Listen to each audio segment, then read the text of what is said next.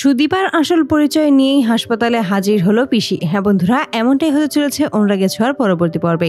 সকলে মিলেই টাকার ব্যবস্থা করে ফেলে এবং সুদীপার সার্জারি করা হয়। ঠিক সেই মুহূর্তেই পরমা তখন বলে যে সুদীপার তো আপন বলতে শুধুমাত্র ওই পিসি রয়েছে, ওই পিসিকেই একবার সমস্তটা জানানোর প্রয়োজন। অপরদিকে দেখা যায় পিসি নবীনপুরে এসেই সব জায়গায় সুদীপার আসল পরিচয় খুঁজতে থাকে। এক পর্যায়ে খুঁজতে খুঁজতে সুদীপার আসল পরিচয়ের সম্মুখীন হয় পিসি, আর বলে যে তার মানে আমি ভুল ভাবিনি, দিদিমণি সত্যি অনেক বড় বাড়ির মেয়ে, বড় বাড়ির নাতনি। আমাকে এবার সমস্ত সত্যিটাই দিদিমণিকে জানিয়ে দিতে হবে। দিদিমণি শ্বশুরবাড়িতে যেন দিদিমণিকে আর কোনো অপমান না করে, সেই সমস্ত কিছু এবার আমাকে প্রমাণ করতে হবে। এই সমস্ত প্রমাণ নিয়েই এবার আমি দিদিমণির সামনে দাঁড়াবো, আর আমি এটা বলতে পারবো যে দিদিমণি তুমি অনাথ নাও, তোমার একটা পুরো পরিবার রয়েছে। পরিবারে কেউ বেঁচে না থাকলেও আমি জানিয়ে দিতে চাই যে তুমি সেনগুপ্ত পরিবারের নাতনি। ঠিক সেই মুহূর্তেই পরমা পিসিকে ফোন করে। পিসি পরমার ফোন পেয়ে ভাবে যে হঠাৎ করেই পরমা কেন তাকে ফোন করছে, কি জানতে চায় পরমা, ওদের জন্ম পরিচয় কি সত্যি জানতে পেরেছে।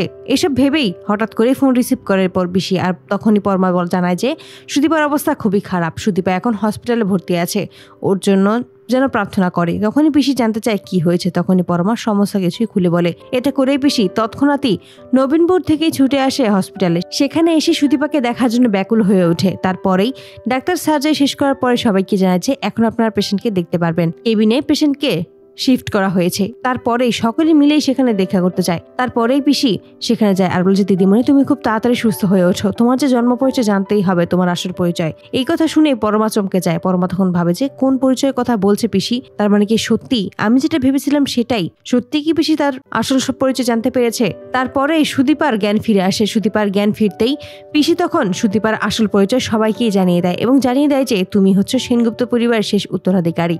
তো বন্ধুরা, তোমরা এটাই তো চাও যেন এবার এভাবেই সুদীপার আসল পরিচয় নিয়েই হসপিটালে এসেই সুদীপাকে যেন সমস্ত সত্যিটাই জানিয়ে দেয় পিসি। তোমাদের মতামত আমাদের কমেন্টে জানতে ভুলো না। ভিডিওটি ভালো লাগলে অবশ্যই চ্যানেলটি সাবস্ক্রাইব করে আমাদের পাশেই থেকো। ধন্যবাদ।